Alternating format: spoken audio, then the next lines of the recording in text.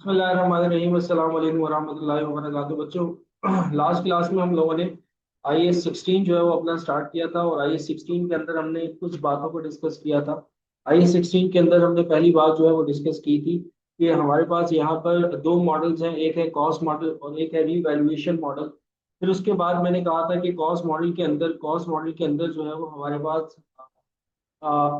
Initially measurement जो हमारे asset की होती है वो कॉस्ट मॉडल पे होती है, जिसमें हमारे पास purchase price, custom duty, import duty वगैरह शामिल होती है। अलावा अगर कोई किसी किस्म का डिस्काउंट है, उसको आप क्या कर देते हो, माइनस कर देते हो।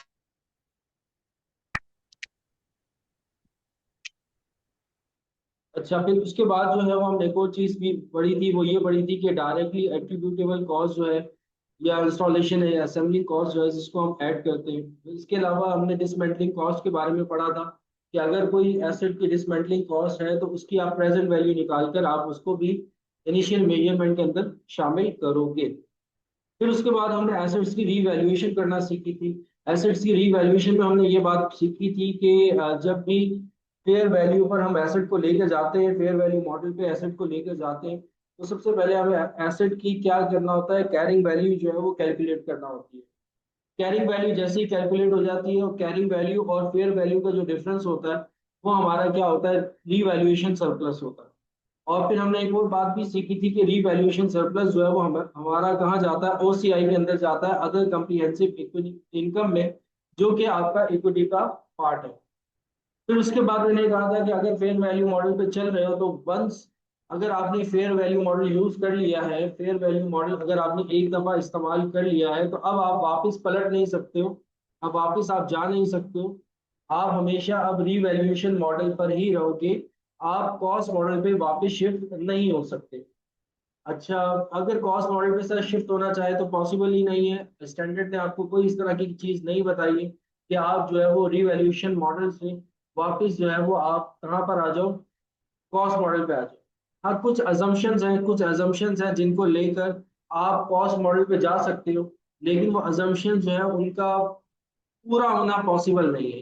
जैसे कि अगर फेयर वैल्यू मॉडल जो है वो आपसे कैलकुलेट ना हो पा, मतलब कि आप उस एसेट की वैल्यू, फेयर वैल्यू लगवा रहे हो आपकी मार्केट में, उस एसेट की फेयर वैल्यू आ ही नहीं रही, तो फिर आप उस एसेट को जो है वो अपने कॉस्ट मॉडल पे शिफ्ट कर सकते हो। लेकिन नॉर्मली ऐसा नहीं होता।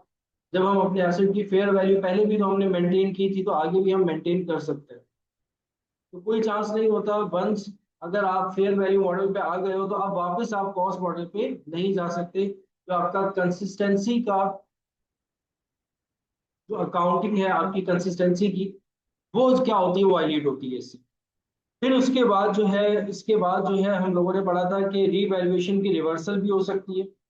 रीवैल्यूएशन की रिवर्सल भी हो सकती है। लेट सपोज अगर हमने फेयर वैल्यू निकाली है और उसमें हमारा जो है वो लॉस हो रहा है, डिक्रीज हो रही है हमारे एसेट की वैल्यू, तो हम पहले एक नजर ये देख लेंगे कि हमारा कोई सरप्लस बैलेंस तो OCI के अंदर मौजूद नहीं है। अगर हमारा OCI के अंदर सरप्लस बैलेंस मौजूद है, तो पहले हम उसको यूज करेंगे, देन फिर हम लॉस को जो है वो बुक करेंगे। इसके अलावा हमने एक और छोटी सी बात ये भी सीखी थी, जब हम फेयर वैल्यू मॉडल पे आ जाते हैं तो हमारा इंक्रीमेंटल डेप्रिसिएशन जो है ना वो ज्यादा हो जाता है। हमारा डेप्रिसिएशन नॉर्मल डेप्रिसिएशन से ज्यादा हो जाता है, एक इंक्रीमेंटल डेप्रिसिएशन का इम्पैक्ट आता है। तो उस इंक्रीमेंटल डेप्रिसिएशन को हम कहाँ से एडजस्ट करते हैं सर, इसको हम रिटेन अर्निंग में जाकर एडजस्ट करते हैं। सरप्लस से अमाउंट निकालते हैं और रिटेन अर्निंग में ट्रांसफर करते हैं। ये चीजें हमने लास्ट क्लास में सीखी थी। आई होप कि आप लोगों को क्लियर हो गया होगा। लेक्चर भी मैंने अपलोड कर दिया था यूट्यूब पे। अब हम थोड़ा सा और आगे लेके चलेंगे। जैसा कि मैंने आपको बताया था कि 3 पॉइंट्स होते हैं, इनके क्वेश्चंस भी हम लोग सॉल्व करेंगे, लेकिन फिलहाल अभी के लिए थ्योरी समझ लो कि एक किस्म की पढ़। फिर उसके बाद है, मैंने आपको कहा था कि 3 पॉइंट्स इसको आप इसमें आप लास्ट में डिस्कस करोगे। एक है last point, disposal of asset. अगर आप अपने एसेट को डिस्पोज ऑफ करते हो तो उसका ट्रीटमेंट स्टैंडर्ड आपको क्या बताता है, डिस्पोजल ऑफ एसेट। यहाँ तक किसी को कुछ पूछना तो नहीं है बेटा?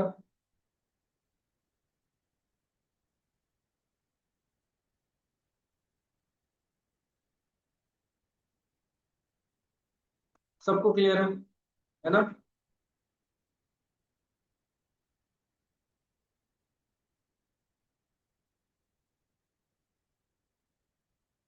ठीक है, अब आगे चलते हैं। डिस्पोजल ऑफ एसेट पे हम पढ़ेंगे एक्सचेंज ऑफ एसेट।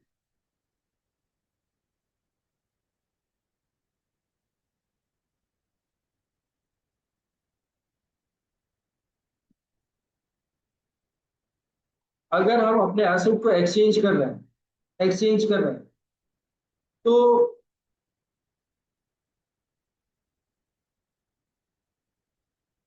जो न्यू एसेट है हमारे पास, एक्सचेंज का मतलब क्या है, पुराना एसेट दे करके एक नया एसेट ले रहे हैं हम।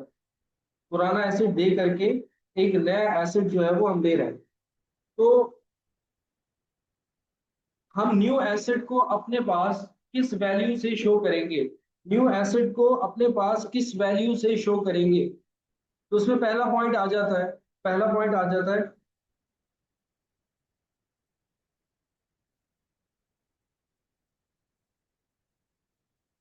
Recognise at the fair value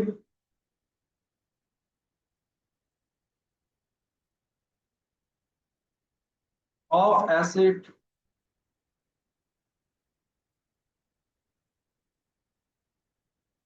acquired. मतलब कि जब आप एसेट को एक्सचेंज कर रहे हो, एसेट को एक्सचेंज कर रहे हो, अपना पुराना एसेट दे करके एक नया एसेट जो है वो ले रहे हो, तो जो न्यू एसेट की फेयर वैल्यू है उस पर आपने अपने न्यू एसेट को रिकॉग्नाइज करना है, यानी कि शो कर, जो आपके एसेट की, जो आपके एसेट की फेयर वैल्यू। जैसे सपोज करो कि मैं अपना पुराना मोबाइल फोन दे करके उसके बदले में एक नया मोबाइल फोन ले रहा हूँ, ठीक है। तो ये जो मेरा न्यू मोबाइल फोन है, इस न्यू मोबाइल फोन की कोई ना कोई फेयर वैल्यू होगी मार्केट के अंदर। तो उस वैल्यू से मैं अपने पास इस एसेट को रिकॉग्नाइज करूंगा, इस एसेट को दिखाऊंगा। मतलब अगर मेरा पुराना वाला एसेट जो है वो 100 रुपीज है, उसकी, और जो न्यू एसेट मैंने लिया है उसकी जो फेयर वैल्यू 120 है, तो अब मैं अपने न्यू एसेट को किस वैल्यू से दिखाऊंगा, 120 से दिखाऊंगा। Recognise the fair value of asset acquired. ठीक है, जिस वैल्यू पे आप उस एसेट को ले रहे होगे उस वैल्यू पर ही आपने अपने एसेट को शो ऑफ करना है। सर लेट सपोज अगर ऐसा हो जाता है क्वेश्चन के अंदर हमारे पास न्यू एसेट की फेयर वैल्यू नहीं है, इफ फेयर वैल्यू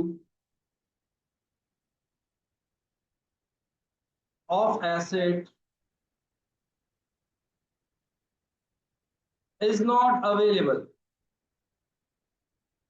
तो फिर हम क्या करेंगे, फिर हम क्या करेंगे, न्यू एसेट को किस वैल्यू से दिखाएंगे। अगर लेट सपोज हमारे पास क्वेश्चन के अंदर ये फेयर वैल्यू 120 गिवन नहीं है, तो फिर हम क्या करेंगे, फिर हम क्या करेंगे, तो फिर हम ये देखेंगे बेटा कि जो आपने अपना पुराना जो एसेट जो दिया है, किस वैल्यू पर दिया है पुराना asset, the fair value of asset given up, क्या आप पुराना एसेट किस वैल्यू पे दे रहे हो, प्लस प्लस प्लस कि आपको ऊपर से कैश कितना पे करना पड़ा है। जैसे कि अगर मैं एक मोबाइल फोन लेकर के नया मोबाइल फोन लेता हूं तो ऑब्वियस सी बात है, मुझे ऊपर से कुछ ना कुछ कैश जो है वो पे करना पड़ेगा। तो मुझे ऊपर कितना कैश और पे करना पड़ रहा है, लेट्स सपोज मेरा पुराना वाला एसेट जो है वो 100 रुपीज का जा रहा है, प्लस मुझे 20 रुपीज और देने पड़ रहे हैं इस नए मोबाइल फोन को लेने के लिए। तो अब टोटल जो है वो कितना हो गया सर, 120 हो गया।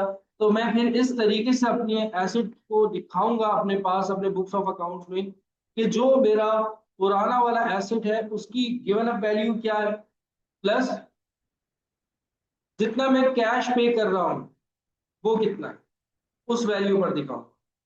The fair value, the fair value of asset given up plus cash पे।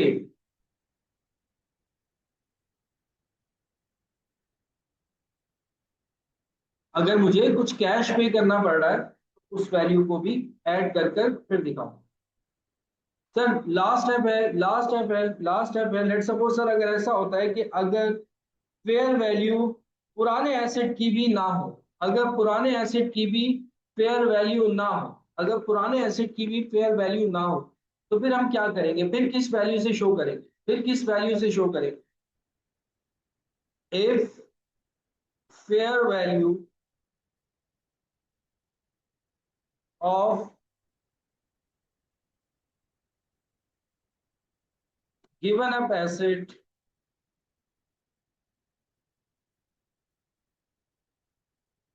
not given, तो फिर हम क्या करें? तो फिर आपने ओल्ड एसेट की कैरिंग वैल्यू लेनी है, ठीक है? The carrying value,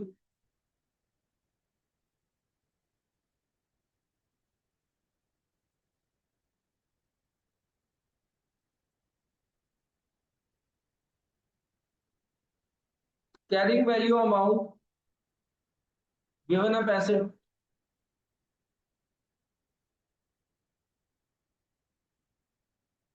plus cash पे, कि आप ऊपर से आप कितना कैश पे कर। ये तीन सिनेरियोज हो सकते हैं डिस्पोजल के अंदर, कि अगर हम एसेट को एक्सचेंज कर रहे हैं, लेट सपोज, तो न्यू एसेट को हम किस वैल्यू से रिकॉर्ड करेंगे? तो सर न्यू एसेट को हम इस वैल्यू से रिकॉर्ड करेंगे कि जो हमारे एसेट, जो न्यू एसेट की फेयर वैल्यू है उस वैल्यू को दिखा देंगे। अगर न्यू एसेट की फेयर वैल्यू गिवन ना हो तो जो पुराने वाले एसेट की आपकी फेयर वैल्यू है जिस पे आपने दिया है, और प्लस जितना आपने ऊपर से कैश पे किया है, उसको ऐड करके दिखा दोगे। अगर पुराने वाले एसेट की फेयर वैल्यू ना हो तो सर फिर क्या करेंगे? तो फिर आप अपने पुराने वाले एसेट की कैरिंग वैल्यू देखोगे और प्लस जितना आपने कैश पे किया है वो देखोगे और ऐड करके फिर दिखाओगे। यहां तक बात क्लियर है?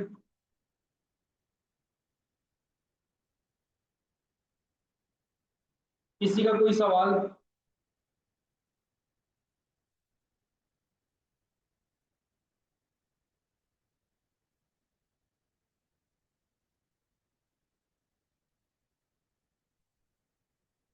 अगर किसी को कोई सवाल है तो बेटा पूछ लो, नहीं तो फिर हम आगे चलते हैं।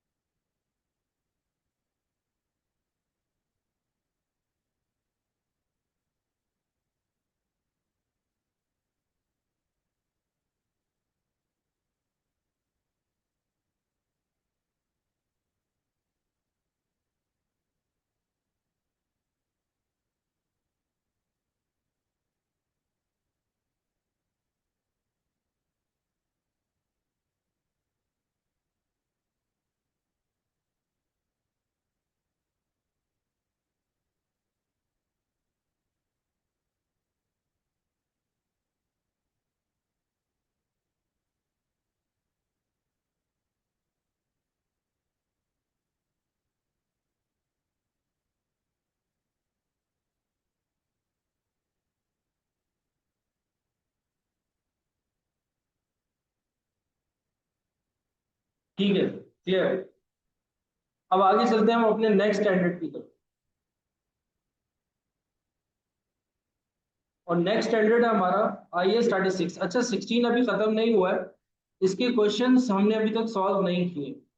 वो इस वजह से मैंने अभी तक सॉल्व नहीं करवाया है कि मैं क्वेश्चन को ना 36 करवाने के बाद फिर मैं क्वेश्चंस को सॉल्व करवाऊँ।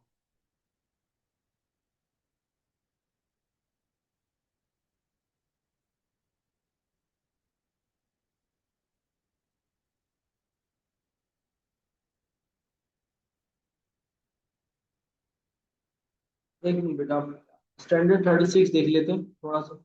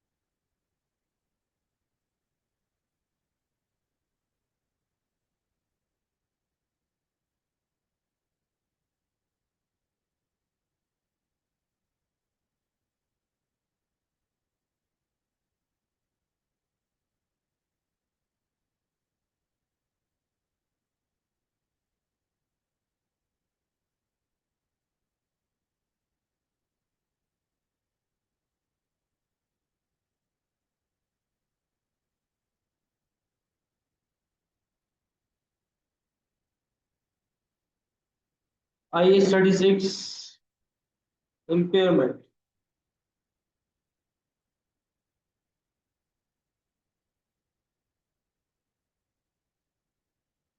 इंपॉर्टेंट टॉपिक है ये। IS 36 इम्पेयरमेंट बहुत ही ज्यादा इंपॉर्टेंट टॉपिक है, इस पे आप लोगों का फोकस चाहिए होगा बेटा।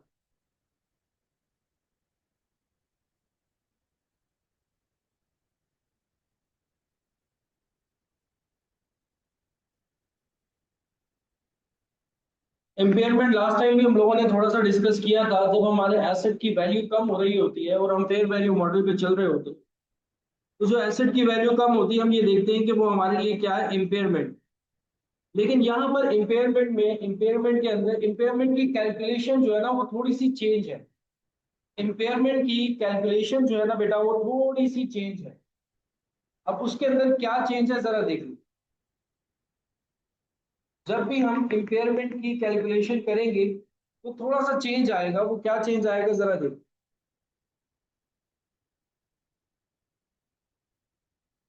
लेट सपोज अगर आप इम्पेयरमेंट की कैलकुलेशन कर रहे हो तो सबसे पहले आपको कैरिंग वैल्यू लिखनी होगी।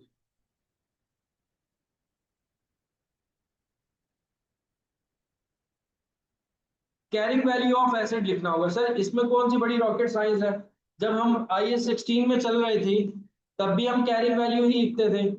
अच्छा आगे सुनो, आगे सुनो, कैरिंग वैल्यू तो हमेशा निकले, भले इम्पेयरमेंट हो रही हो या रीवैल्यूएशन सरप्लस हो रहा हो, कैरिंग वैल्यू हमेशा निकले, कैरिंग वैल्यू हमेशा निकलेगी।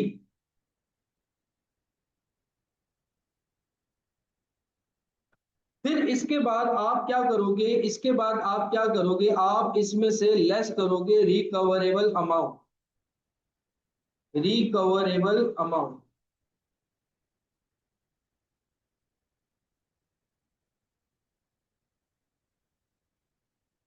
वहां पे क्या होता था कि हम फेयर वैल्यू माइनस करते थे, कैरिंग वैल्यू में से फेयर वैल्यू का डिफरेंस लेते थे, तो जो अमाउंट आता था वो हमारे पास क्या होता था, वो हमारे पास जो है वो सर रिवैल्यूएशन सरप्लस होता था। लेकिन यहां पर हम क्या करेंगे, रिकवरेबल अमाउंट को माइनस करेंगे, ये डिफरेंस याद रखना। तब जा करके आपके पास आएगा इम्पेयरमेंट लॉस।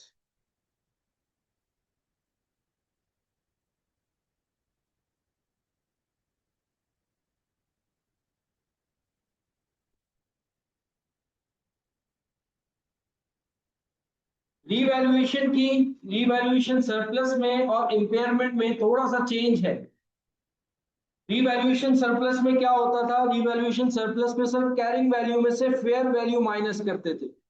यहां पर आप कैरिंग वैल्यू में से रिकवरेबल अमाउंट माइनस करोगे। अब सर ये रिकवरेबल अमाउंट क्या होता है, ये रिकवरेबल अमाउंट क्या होता है। अच्छा रिकवरेबल अमाउंट की तरफ भी जाते हैं, पहले ये देख लो कि जैसे वहां पर रीवैल्यूएशन सरप्लस आता था, that will be report in OCI, other comprehensive income.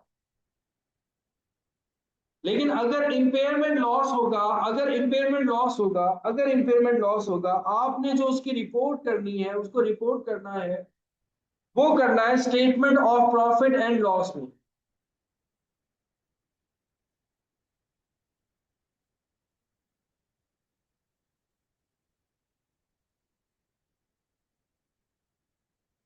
इसकी जो रिपोर्टिंग होगी वो कहाँ रिपोर्टिंग होगी, statement of profit, profitable profit and loss. अच्छा सर ये समझ में आ गया, लेकिन अभी तक हमारी सुई वहीं पर अटकी हुई है कि रिकवरेबल अमाउंट क्या होता है, ये आपने एक्सप्लेन नहीं किया। कैरिंग वैल्यू तो हमें पता है, कैरिंग वैल्यू तो सर हमें पता है कि हम क्या करते हैं सर, कॉस्ट में से माइनस कर देते हैं एक्यूमुलेटेड डेप्रिसिएशन।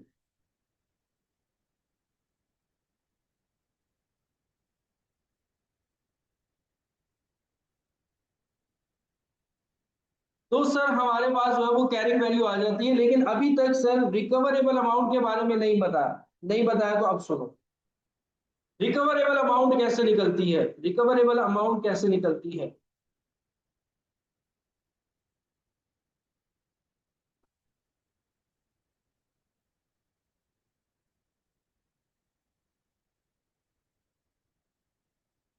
रिकवरेबल अमाउंट होती है, दो चीजों को आप कहते हो रिकवरेबल अमाउंट। एक होता है fair value, fair value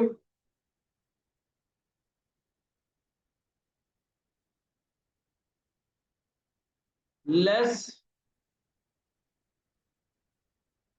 cost to cell,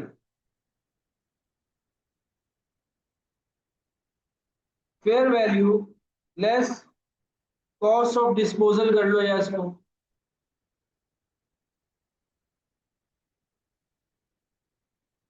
या फिर value in use.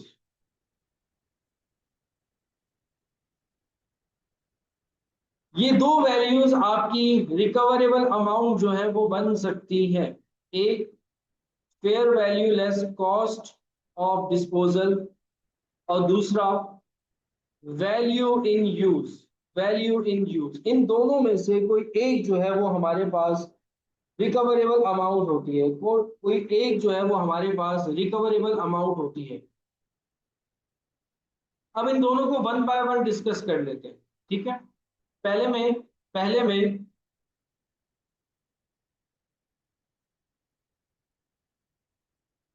Fair value less cost of disposal और वैल्यू इन यूज, दोनों में डिफरेंस क्या है? दोनों में डिफरेंस क्या है? वैल्यू इन यूज का मतलब होता है कि आप पहले वैल्यू इन यूज के बारे में बताओ कि जो एसेट आपने अपने पास रख रखा है, जिसको आप इम्पेयर करने जा रहे हो, जिसको आप इम्पेयर करने जा रहे हो, ऑब्वियस सी बात है उससे आप कुछ नेक्स्ट अरसे में कैश जनरेट करोगे। उससे आप क्या करोगे? कैश जनरेट करोगे ना। वो आपके पास एसेट रखा हुआ है, किस लिए रखा हुआ है? आप उसको इस्तेमाल करोगे, और इस्तेमाल करने से आप उससे कैश जनरेट करोगे, ठीक है। वो जो आप उस एसेट से कैश जनरेट कर रहे हो, वो जो आप उस एसेट से कैश जनरेट कर रहे हो, उसकी प्रेजेंट वैल्यू को आप कहते हो value in use. Value in use दोबारा सुन लो। वैल्यू इन यूज किसे कहा जाता है? कि एक एसेट, जैसे कि लेट सपोज मैं आप लोगों को लैपटॉप से पढ़ा रहा हूँ ना। अब लैपटॉप जो है वो मेरे लिए क्या है? एक सोर्स ऑफ अर्निंग है, ठीक है। मैं आप लोगों को पढ़ा रहा हूँ और उससे जो है वो मुझे अर्निंग हो रही है। तो मैं ये देखूंगा जब तक इस एसेट की लाइफ है, जब तक इस लैपटॉप की मेरी लाइफ है, 5 साल, 2 साल, 3 साल, वट जो भी है, इस अरसे में मैं इस लैपटॉप से कितना के कोई कैश जनरेट कर सकता हूं। जो मैं कैश जनरेट कर रहा हूं उसकी प्रेजेंट वैल्यू को कहूंगा वैल्यू इन यूज। समझ में आई बात? वैल्यू इन यूज किसे कहते हैं आप? बेटा क्लियर हो रहा है वैल्यू इन यूज किसे कहते हैं?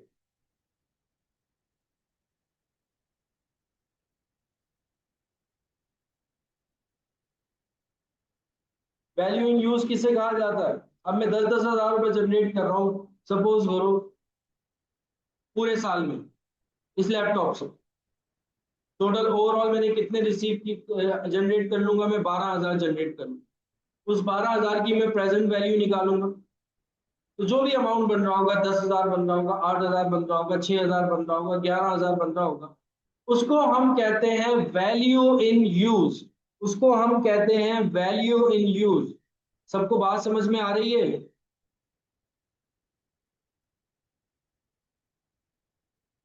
कि वैल्यू इन यूज किसे कहा जाता है?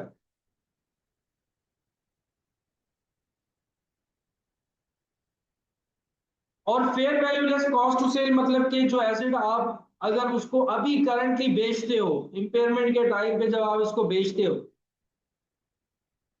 उसको बेचने पर आपके एसेट की फेयर वैल्यू क्या है? मार्केट में कितने का जा सकता है वो? 10 हजार का, 20 हजार का, 1 लाख का, 10 मिलियन का, 100 मिलियन का? वो एसेट कितने में जा सकता है? और उसकी जो डिस्पोजल की जो कॉस्ट आ रही है, वो उसको अगर हम माइनस कर देते हैं उसकी एसेट की फेयर वैल्यू में से, तो उसको आप कहते हो fair value less cost of disposal. Fair value of cost of disposal. अब इन दोनों में से कोई एक रिकवरेबल अमाउंट होता है। रिकवरेबल अमाउंट या तो वैल्यू इन यूज होता है, या तो फिर fair value less cost of disposal होता है। वैल्यू इन यूज क्या है? फ्यूचर कैश फ्लोज है हमारे।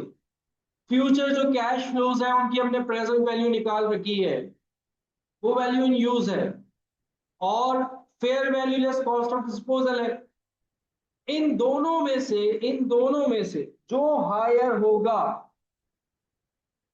Which one is higher?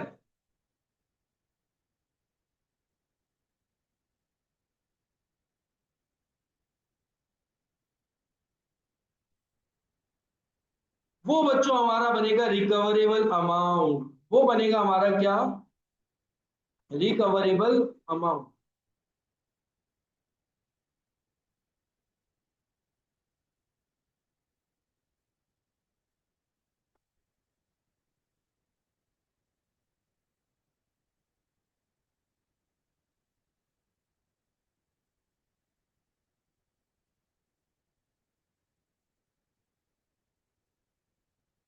दोनों में से जो भी हायर होगा। हमने देखा fair value less cost of disposal 12,000 और वैल्यू इन यूज जो है वो हमारे पास 13,000। तो रिकवरेबल अमाउंट जो है वो मैं किसको लेके जाऊंगा? 13,000 को लेके। और वो मैं इसको यहां पर क्या करूंगा? पुट करूंगा।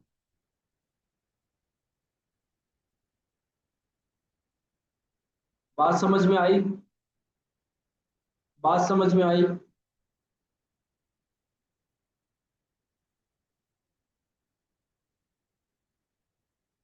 तो इंपेयरमेंट करते वक्त कैरिंग वैल्यू में से रिकवरेबल अमाउंट माइनस होता है, फिर जो अमाउंट आता है वो हमारा इंपेयरमेंट होता है। रिकवरेबल अमाउंट सर किसे कहते हैं? कि फ्यूचर के जो हमारे कैश फ्लोज हैं उनकी प्रेजेंट वैल्यू और फेयर वैल्यू लेस कॉस्ट और डिस्पोजल दोनों में से जो हायर ऑफ होगा उसको हम अपना रिकवरेबल अमाउंट बनाएंगे, उसको हम अपना रिकवरेबल अमाउंट बनाएंगे। अब आगे आ जाओ। आगे आ जाओ सर। अगर let suppose if fair value less cost of disposal is not given in a question, then क्या करें? अगर ये वाला पार्ट मिसिंग हो कि fair value less cost of disposal ना हो, if this is not given in a question, then आप किसको करोगे? आप वैल्यू इन यूज को रिकवरेबल अमाउंट बना लेना। अब तो नहीं है ना, fair value less cost of disposal नहीं है, तो फिर वैल्यू इन यूज को बना लो। सर अगर वैल्यू इन यूज ना हो तो फिर fair value less cost of disposal जो होगा उसको बना लेना। ठीक है। तो दोनों में से कुछ एक गिवन होता है। अगर तो दोनों गिवन हो तो फिर हायर ऑफ देखना है। अगर दोनों में से कोई एक गिवन है उसको आपने अपना रिकवरेबल अमाउंट बना लिया। ठीक है, मैं पॉइंट भी लिख देता हूं। If fair value less cost of disposal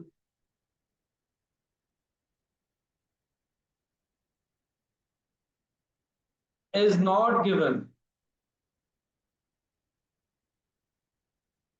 then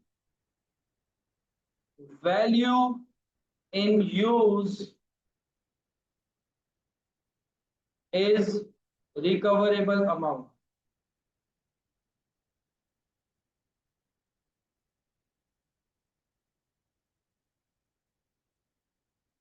और अगर वैल्यू इज इन यूज अगर गिवन ना हो, इफ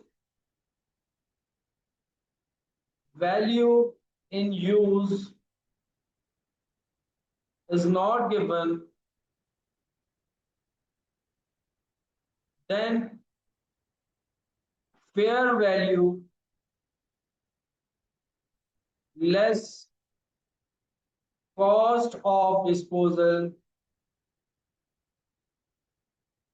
is recoverable amount।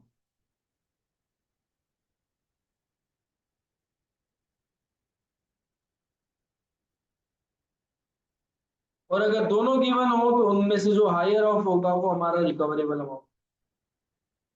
ये बात सबको समझ में आ गई?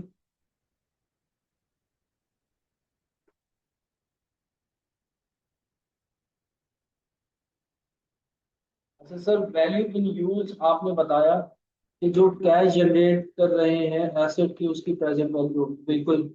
तो जो फेयर वैल्यू वो हम at the time of sale, जी बिल्कुल at the time of sale देखेंगे। At the time of sale जिस टाइम हम इम्पेयरमेंट कर रहे होंगे उस टाइम की फेयर वैल्यू देखेंगे। अच्छा, then future cash flow is present value, please clear कर दे।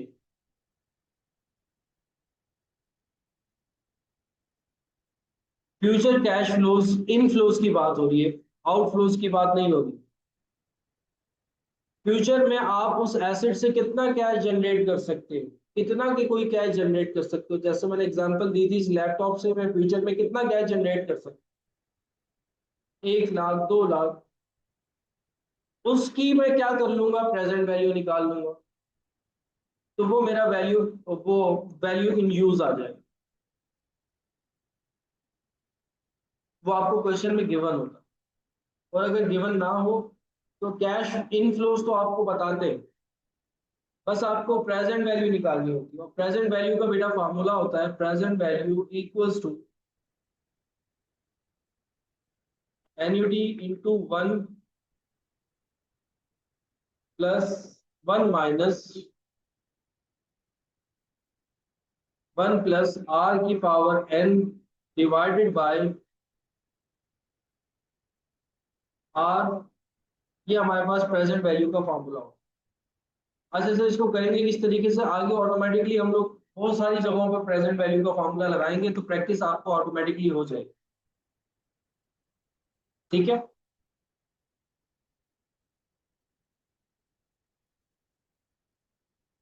क्लियर है।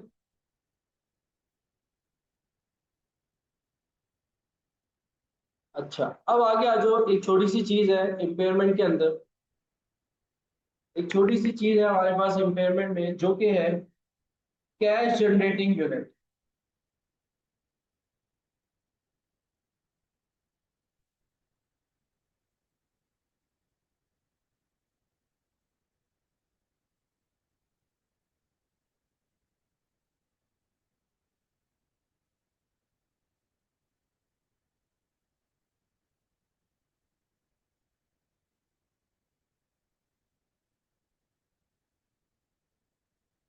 ये कैश जनरेटिंग यूनिट क्या होता है, जैसे कि मैंने आपको बताया था ना कि वैल्यू इन यूज क्या है, कि फ्यूचर के आपके कैश के इनफ्लोस, आप उस एसेट से कैश जनरेट कर रहे हो। तो सर जाहिर सी बात है, एक एसेट से हम कैश जनरेट नहीं करते, मिलकर एसेट जो है वो हमारे काम करते हैं, तब हमारा कैश जनरेट होता है। 3 4 एसेट्स मिलकर परफॉर्म करते हैं, तब जाकर के हमारा जो है वो कैश जो है वो जनरेट होता है। तो अगर आपके कैश जनरेटिंग यूनिट में एक से ज्यादा कुछ एसेट्स मिलकर काम कर रहे हैं, एक से ज्यादा एसेट मिलकर काम कर रहे हैं, उनको हम कहते हैं कैश जनरेटिंग यूनिट्स। अब इससे रिलेटेड एग्जामिनर बड़े क्वेश्चंस पूछता है। कैश जनरेटिंग यूनिट में आपको different different types of asset दे देता है, आपको प्रॉपर्टी प्लांट एंड इक्विपमेंट दे देता है, मशीनरी दे देता है, आपको करंट एसेट भी दे देता है। तो कहता है कि आप इससे जो है वो अपना इतना कैश जनरेट कर रहे हो, इससे आप इम्पेयरमेंट निकाल के दिखाओ कि इम्पेयरमेंट कितनी है। इससे रिलेटेड जो है वो आज हम क्वेश्चन परफॉर्म करेंगे। इससे रिलेटेड आज हम क्वेश्चन को क्या करेंगे, परफॉर्म करेंगे। यहाँ तक सबको बात क्लियर है बेटा? किसी का कोई सवाल हो तो मुझसे पूछ लो।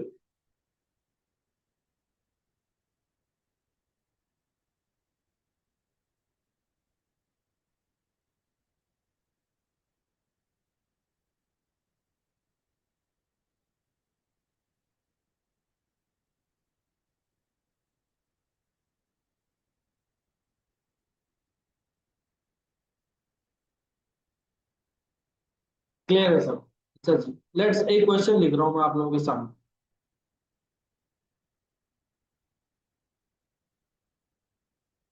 एक कैश जनरेटिंग यूनिट है और उसकी कॉस्ट है। कैश जनरेटिंग यूनिट में सपोज करो 3 एसेट्स, ए, बी और सी,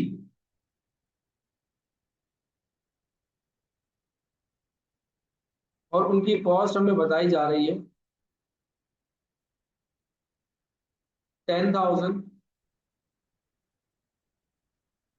15,000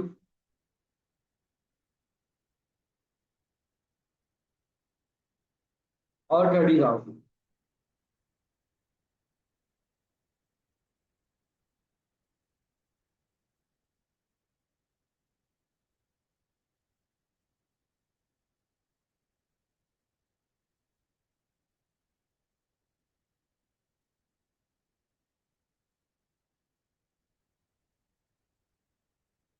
सपोज कर लो कि सबकी जो लाइफ है, सबकी जो लाइफ है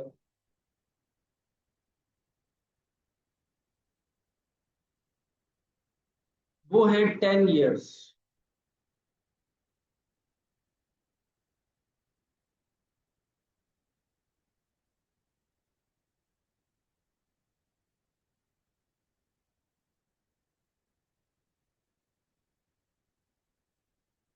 और 1 साल बाद सपोज कर लो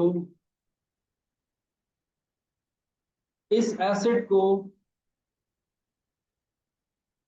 हम फेयर वैल्यू मॉडल पे लेके जा रहे हैं, और जो उसकी रिकवरेबल अमाउंट है, उसकी जो रिकवरेबल अमाउंट है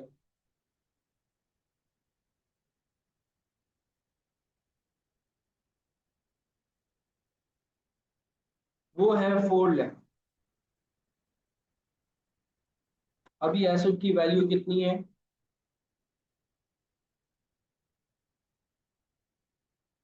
1,15,000 और 3 लाख।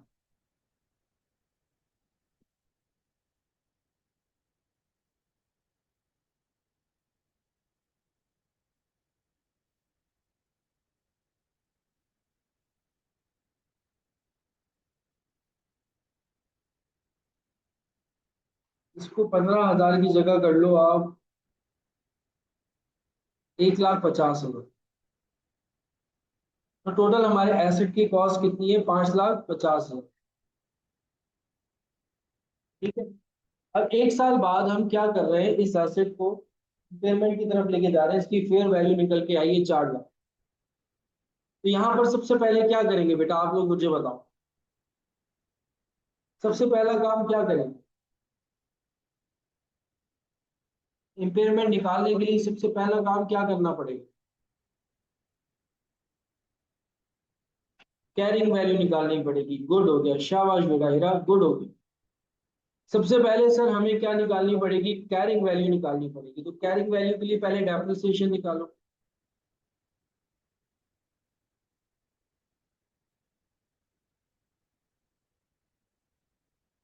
सर सबकी लाइफ 10-10 साल है, डिवाइड करा दो। डेप्रिसिएशन जो आएगा वो आएगा 10,000, 15,000 और 30,000। टोटल सर जो डेप्रिसिएशन आ जाएगा वो आ जाएगा हमारा 55,000। सर फिर आप इसकी कैरिंग वैल्यू निकाल लें।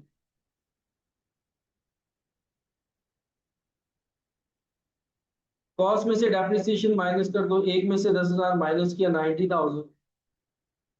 1.5 लाख में से 15,000 माइनस किया अगर आपने, तो ये हो जाएगा आपके पास 1,35,000।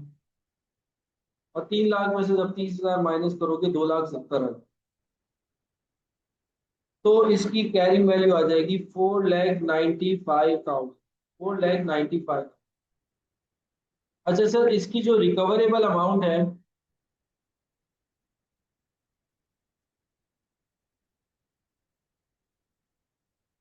वो सर क्वेश्चन में गिवन है 4 लाख।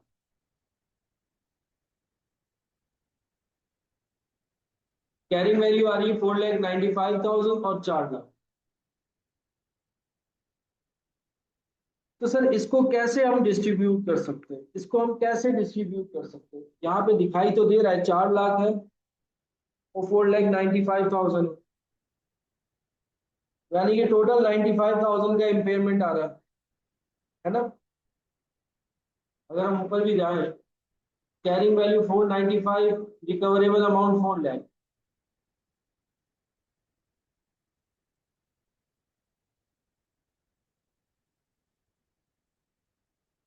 तो सीधा सीधा सर 95,000 का हमें इम्पेयरमेंट हो रहा है। लेकिन किस एसेट में से हम कितना कितना माइनस करें? किस एसेट में से हम कितना कितना माइनस करें? इम्पेयरमेंट तो हमें पता लग गई है कि सर इम्पेयरमेंट जो हो रही है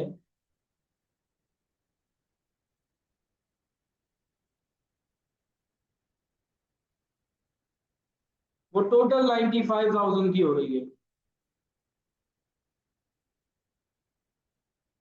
लेकिन किस एसिड में कितना कितना जाएगा ये हमें नहीं पता।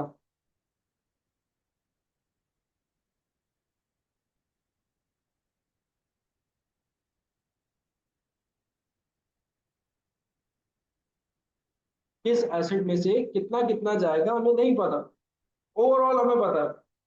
तो बेटा ऐसी सिचुएशन में आपने क्या करना है, जो आपके एसिड की लास्ट कैरिंग वैल्यू है उस रेशियो के हिसाब से आपने डिस्ट्रीब्यूशन करना। जो आपके एसिड की लास्ट कैरिंग वैल्यू है उसके रेशियो के हिसाब से आपने क्या करना है, डिस्ट्रीब्यूशन करनी है। ये कैरिंग वैल्यू आप 90,000, 135,000, 270,000।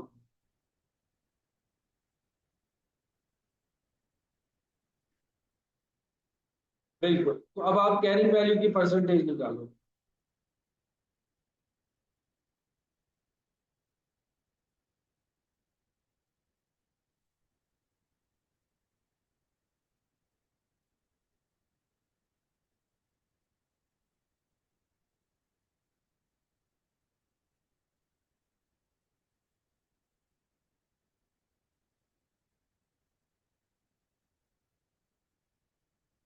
कैरिंग वैल्यू हमारे पास 90,000, 135,000 और 270,000। इसका रेशियो निकालना पड़ेगा आपको बेटा।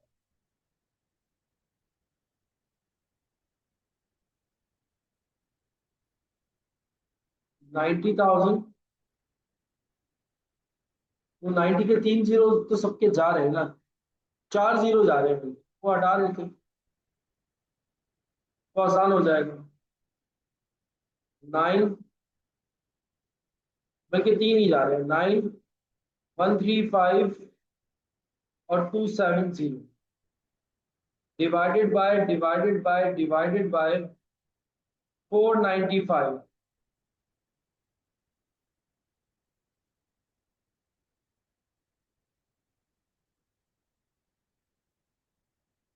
मल्टीप्लाई बाय मल्टीप्लाई बाय जितना इम्पेयरमेंट लॉस हो रहा है उससे।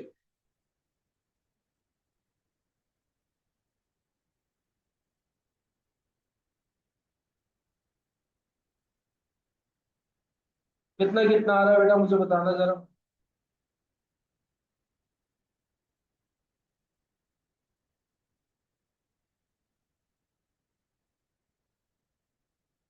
कितना कितना आ रहा है।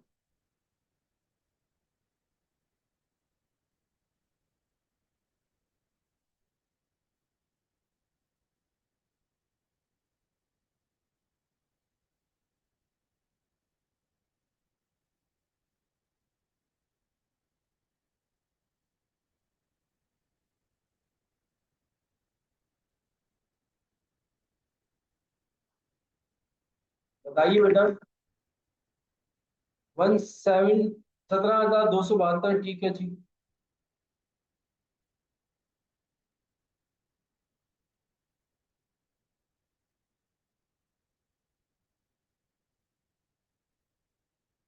पक्का यही आ रहा है।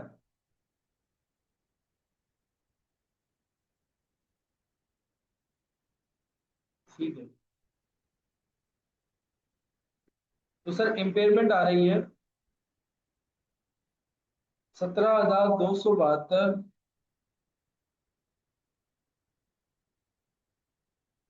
25,909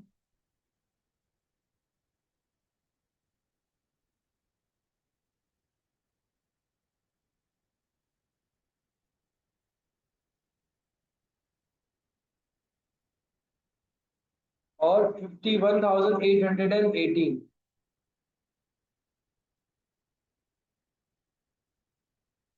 ये इम्पेयरमेंट की क्या हुई है डिस्ट्रीब्यूशन। समझ में आई बात सबको, कि सर इम्पेयरमेंट तो निकाल लेंगे हम, लेकिन इम्पेयरमेंट को डिस्ट्रीब्यूट कैसे करेंगे कैश जनरेटिंग यूनिट में। अगर तो बेटा उसने कोई रेशो आपको क्वेश्चन में दे दिया है, तो फिर तो बेटा आपको उसी रेशो के हिसाब से डिस्ट्रीब्यूट कर।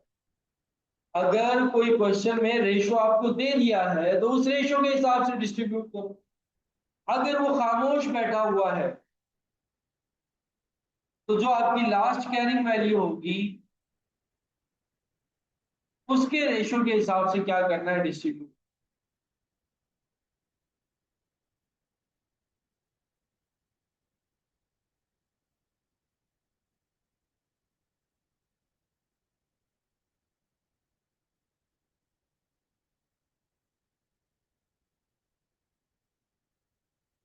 Sir let suppose carrying value भी दे दी, वो डिस्ट्रीब्यूट कर दिया, ठीक है, हमने रेशियो के हिसाब से। लेट सपोज सर हम इन तीनों एसेट्स में से एक एसेट होता गुडविल। इफ गुडविल,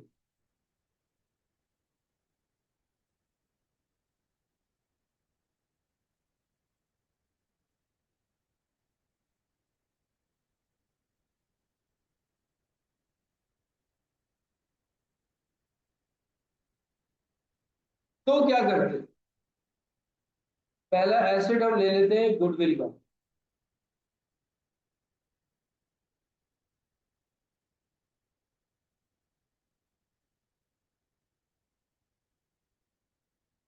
कॉस्ट ले लेते हैं 1 लाख। बाकी प्रॉपर्टी प्लांट एंड इक्विपमेंट और करंट एसेट।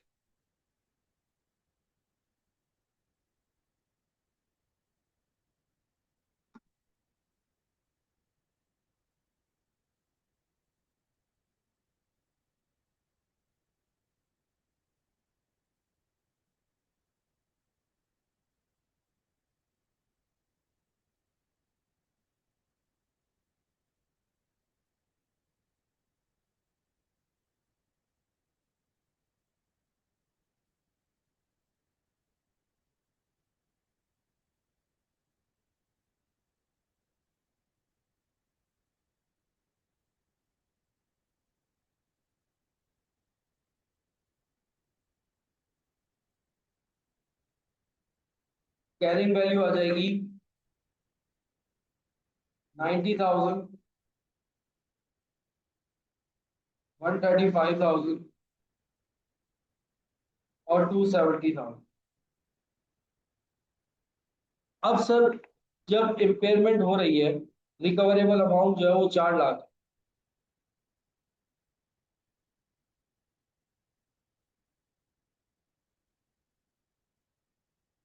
तो इम्पेयरमेंट कैसे होगी?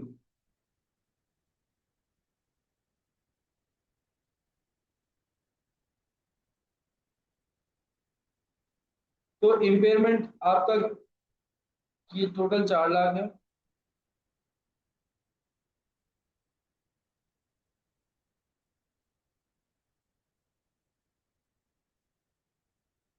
और ये जो टोटल था ये कितना था? 495। इम्पेयरमेंट हो रही है 95,000। तो स्टैंडर्ड आपको ये कहता है कि अगर आपके पास कैश जनरेटिंग यूनिट में गुडविल मौजूद है, तो आपकी जितनी भी इम्पेयरमेंट है वो पहले गुडविल से एडजस्ट होगी। यानी कि अब ये 95,000 है, और गुडविल कितनी है आपकी, कैरिंग वैल्यू 90,000, तो ये 90,000 तो पूरा पूरा, बोले या ना बोले, इसमें डिस्ट्रीब्यूट हो जाएगा। बाकी रिमेनिंग रह जाएगा 5,000। वो 5,000 इन दोनों की कैरिंग वैल्यू के हिसाब से डिस्ट्रीब्यूट होगा, यानी कि 135 और 270।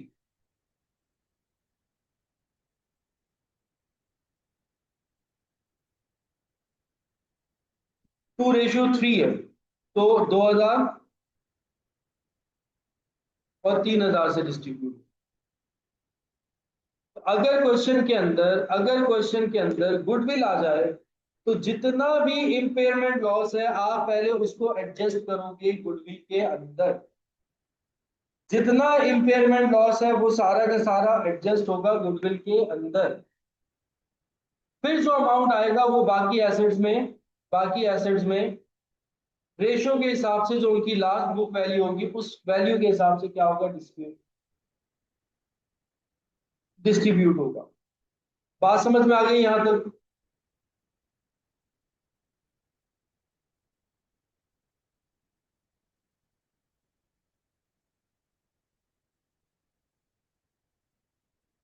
यहाँ तक किसी का कोई सवाल हो तो मुझसे पूछ लो।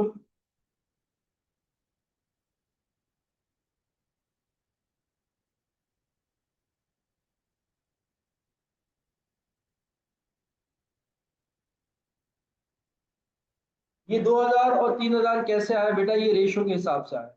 135 और 270 ये दो एसेट्स बचे थे ना, इनका रेशो निकाल लो, 135 और 270।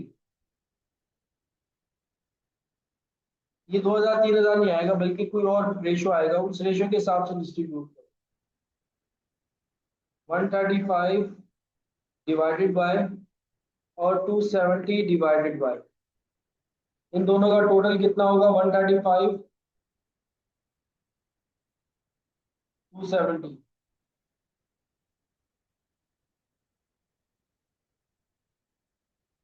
405 मल्टीप्लाई बाय, अब बचा कितना है? सिर्फ 5000।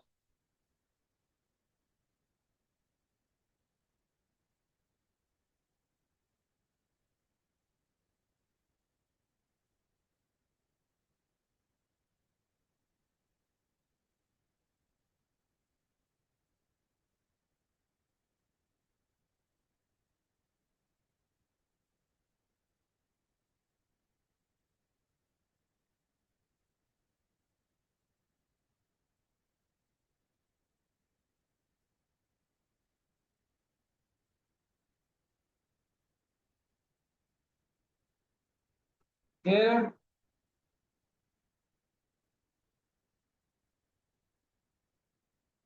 समझ में आ गया? लेट सपोज सर, अगर ऐसा हो जाता, अगर ऐसा हो जाता, वो कहता है कि आप स्पेसिफिक एसिड से डिस्ट्रीब्यूशन करो। अगर कोई वो स्पेसिफिक एसिड दे देता, कहता है कि इम्पेयरमेंट लॉस जितना भी है वो स्पेसिफिक एसिड में ले जाओ, तब क्या करते?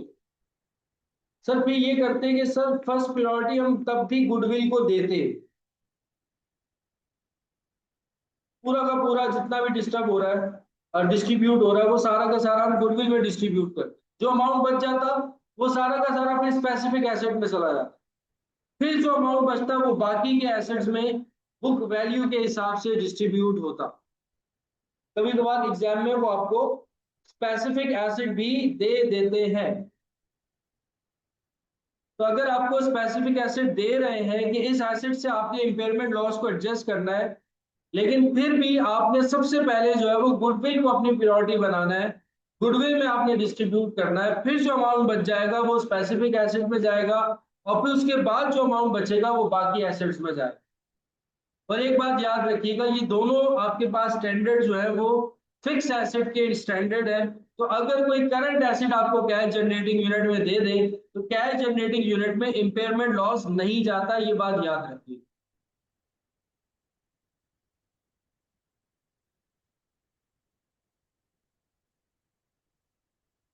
क्लियर है? लेट सपोज अगर वो आपको क्वेश्चन के अंदर कोई करंट एसिड भी दे दें कैश जनरेटिंग यूनिट में, जैसे ए बी सी और करंट एसिड दे दें, तो बेटा करंट एसिड में इंपेयरमेंट नहीं होती, वो वैसे के वैसे ही रहेंगे। इंपेयरमेंट होती है फिक्स एसेट्स में, और सबसे पहले इंपेयरमेंट होती है गुडविल की, और अगर उसके बाद अगर स्पेसिफिक दे दिया जाए तो स्पेसिफिक, फिर उसके बाद बाकी के जो आपके फिक्स एसेट्स होते हैं उसमें डिस्ट्रीब्यूट होती है, करंट एसेट में डिस्ट्रीब्यूट नहीं होती।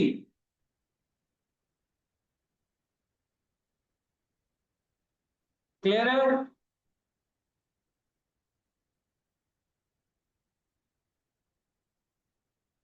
अच्छा बेटा, अब मैं 10 मिनट का आप लोगों को ब्रेक दूंगा, क्योंकि थोड़ा नमाज का टाइम हो रहा है मगरिब का। ठीक है, आप लोग भी नमाज पढ़ लो, मैं भी नमाज पढ़ लूँ, और 10 मिनट बाद इसको आगे और कंटिन्यू करते हैं। ठीक है?